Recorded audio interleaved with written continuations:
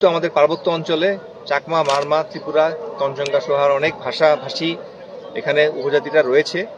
তো তাদের মাতৃভাষা প্রাতিষ্ঠানিকভাবে আমরা শেখানোর কোনো সুযোগ পাচ্ছিলাম না।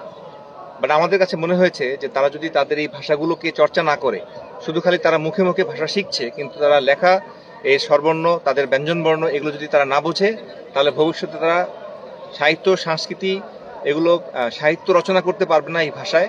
একই সঙ্গে এই ভাষা কোনো এক সময় পৃথিবীর যে অন্যান্য আরও কিছু দুর্বল ভাষা রয়েছে যেগুলো হারিয়ে গিয়েছে তাদের মতো করে হারিয়ে যেতে পারে।